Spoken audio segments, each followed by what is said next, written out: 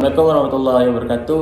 Kami dari kelompok 5 mata kuliah pemrograman berorientasi objek. Saya Azhari Fajri. Saya Emas Bullah. Dan saya Muhammad Al-Ghifran Akan mempresentasikan PPT serta laporan yang kami sediakan.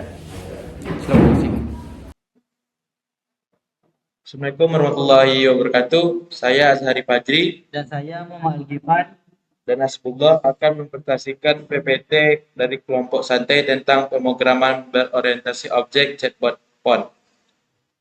Baiklah. Yang pertama adalah abstrak. Teknologi chatbot telah menjadi alat penting dalam menyederhanakan pencarian informasi di berbagai bidang. Di sekitar teknologi, pengguna sering mencari informasi spesifik tentang handphone, termasuk sertifikasi perbandingan dan pemecahan masalah. Penelitian ini bertujuan untuk mengembangkan dan mengimplementasikan chatbot handphone, sebuah chatbot yang dirancang untuk memberikan informasi yang akurat dan efisien mengenai handphone. Chatbot tersebut mengintegrasikan Global Vector Forward Representation untuk menyisipkan Text Support Vector Machine atau SVM untuk klasifikasi. Proses evaluasi meliputi recall, precision, and F1 score untuk menilai kinerja chatbot. Berdasarkan pengujian dengan 471 pertanyaan, chatbot mencapai rata-rata akurasi 89,23%, recall 89,23%, precision 91,74%, dan F1 score 88,79% yang akan menunjukkan efektivitasnya dalam menanggapi pertanyaan pengguna. Perkenalan. Perkembangan teknologi digital telah membawa perubahan besar dalam cara manusia berkomunikasi dan menyelesaikan berbagai aktivitas. Salah satu inovasi teknologi yang semakin banyak digunakan adalah chatbot, yaitu program komputer yang dirancang untuk mensimulasikan percakapan manusia melalui teks atau suara. Kehadiran chatbot telah merevolusi berbagai aspek kehidupan, mulai dari pelayanan pelanggan dan pendidikan hingga manajemen bisnis. Yang selanjutnya adalah metode. Data yang diambil dari sumber untuk digunakan untuk handphone mencangkup berbagai artikel teknis dari Wikipedia dan situs web yang digunakan sebagai referensi kami. Beberapa artikel utama yang dapat digunakan meliputi: 1. Wikipedia tentang handphone menyediakan informasi dasar tentang apa itu handphone, berbagai jenis handphone, dan sejarahnya. 2. Situs web seperti Ventacom ID menyediakan berbagai masalah tentang handphone dan memecahkan berbagai masalah komponen handphone. Metode yang kedua, GLOVE, vektor global untuk representasi kata. GLOVE menggunakan untuk mengubah data teks menjadi representasi vektor, menangkap hubungan semantik antara kata. Metode ini meningkatkan kemampuan chatbot untuk memahami pertanyaan pengguna, memetakan kata-kata makna serupa lebih dekat dalam blok vektor. Penyambatan GLOVE yang telah dilatih sebelumnya digunakan untuk mengurangi biaya komputasi dan meningkatkan efisiensi pelatihan model.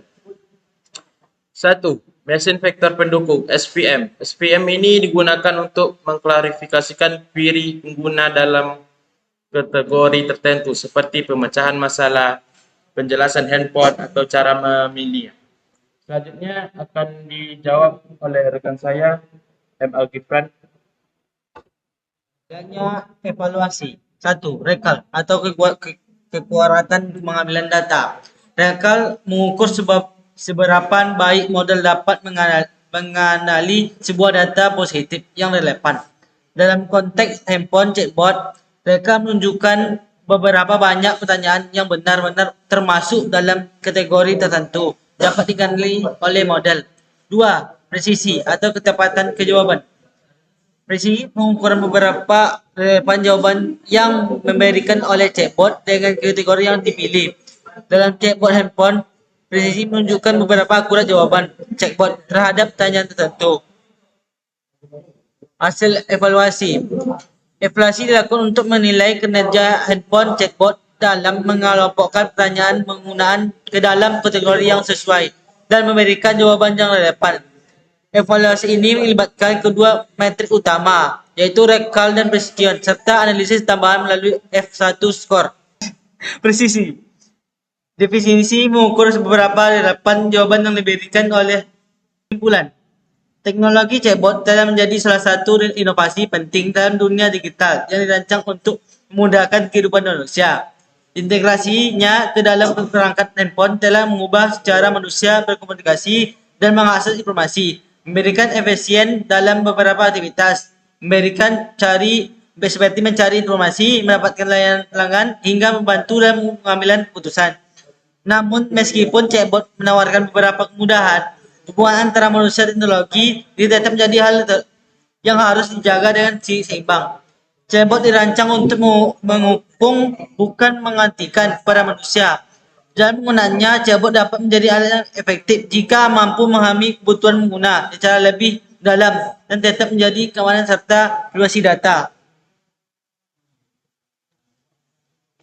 Lebih dan kurang segitu PPT dari kelompok 5 yaitu kelompok santai. Nanti kalau ada penjelasan yang kurang tepat bisa dilihat dari PPT atau laporan yang telah kami bagikan. Saya Zahri Fajri Dan saya Muhammad Gifan dan M. Hasbullah pamit undur diri.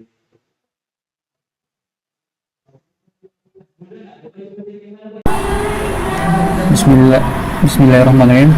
Assalamualaikum warahmatullahi wabarakatuh. Di sini saya akan menjelaskan tugas akhir final IPNB, yang mana kode ini adalah filing untuk memproses data, membuat representasi fitur dan label, serta membagi dataset menjadi train dan test set. Yang mana import library ini menggunakan diberi untuk manipulasi data, koneksi database dan pembagian dataset. Selain itu ada konfigurasi fetch.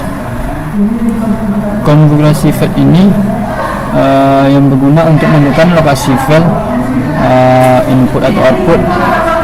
Kemudian itu ada fungsi arrange input matrix, yang mana berguna untuk mengubah teks menjadi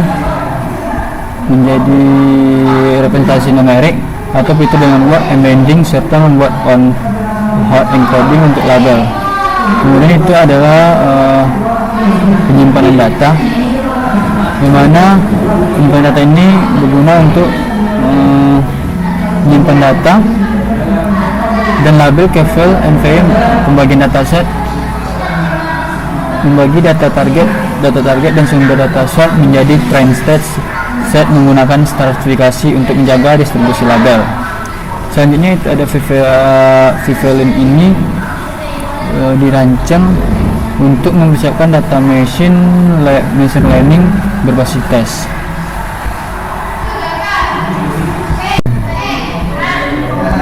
Bismillahirrahmanirrahim.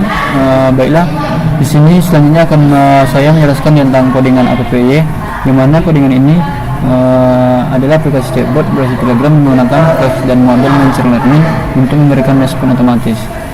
Yang pertama itu menggunakan variabel lingkungan atau NV untuk menyimpan token Telegram, URL, ngrok dan konfigurasi database. Kemudian menghubungkan ke database MySQL untuk mengambil embedding kata model machine learning. Kemudian menggunakan model Keras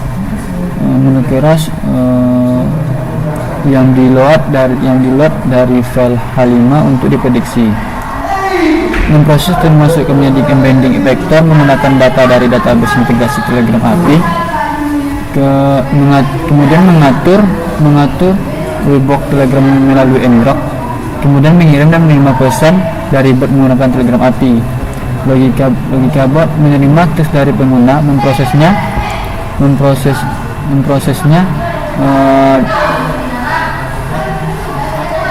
menjadi embedding dan memprediksi respon pengguna mode. Jika prediksi tidak yakin, bot merespon dengan default kategori DOF. Jawaban diambil file ini adalah message JSON berdasarkan prediksi kelas. Fitur utama itu adalah star menampilkan pesan selamat. datang, kemudian menangani masuk teks lain dengan memproses menggunakan VVLAN model. Kemudian itu mengecekkan koneksi ke Telegram, mengecek koneksi ke Telegram API sebelum menjalankan server Flex. Aplikasi berjalan di port default 5003 ataupun Info dengan rindukan di NV.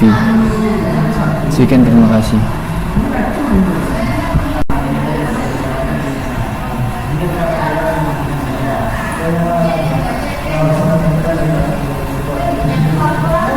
Baiklah,